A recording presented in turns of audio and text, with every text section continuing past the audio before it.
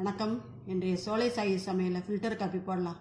அது எப்படி போடுறதுன்னு பார்க்கலாம் வாங்க. ஃபஸ்ட்டு டிகாசனுக்கு ரெடி பண்ணிக்கலாம்.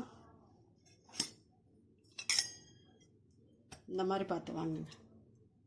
ஓட்டை சின்னமாக இருக்கணும்.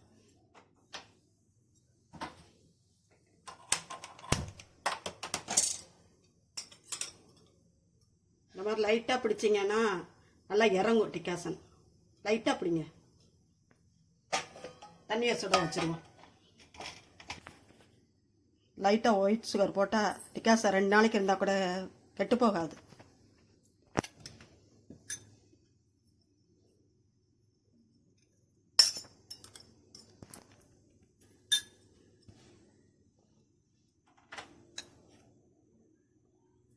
ரெண்டு ஸ்பூன் போட்டுறலாம். இதை அப்படி வச்சுட்டு லைட்டாக தான் அமுக்கணும்.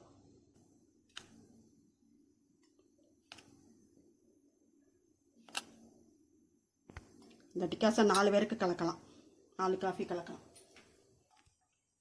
நான் இந்த காஃபி தூள் தான் வாங்குறது. இல்லை அரைச்சி கூட வாங்கிக்கலாம். எந்த பிராண்டு வேணாலும் வாங்கிக்கலாம்.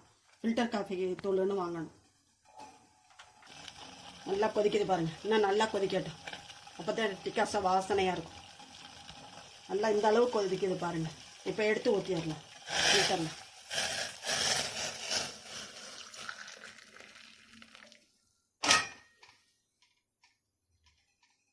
லைட்டாகத்தே ஊற்றணும். ஒரே மூட்டை ஊற்றினா கீழே இறங்கிடும். கெட்டியாக இருக்காது, தண்ணியாக இருக்கும் டிகாசன். இது இறங்க விட்டி தான் ஊற்றணும். மூடி வைக்கலாம், வாசனை போயிடும். இல்லாட்டி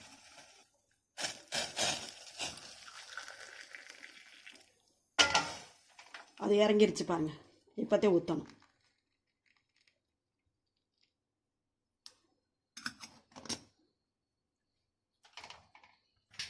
டிகாசன் இறங்குறதுக்குள்ளே பாலை காய்ச்சி ஏறலாம். ஃப்ரெஷ்ஷாகத்தே பால் காய்ச்சணும். பழைய பால்லாம் கலந்தால் நல்லா இருக்காது, டேஸ்ட் நல்லா இருக்காது.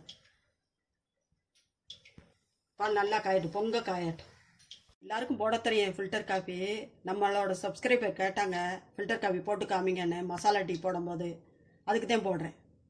பால் நல்லா காஞ்சிருச்சு, பொங்க காஞ்சிருச்சு. இப்போ டிகாசன் ஊற்றி கலக்கலாம். நான் நாட்டு சக்கரை தான் போடுறேன்.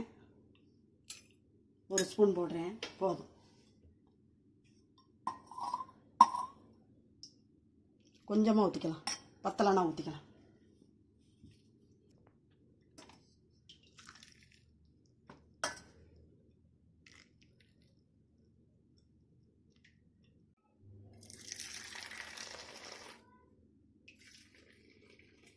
டிகாசன் அதிகமாக ஆனோனாலும் ஊற்றிக்கலாம்.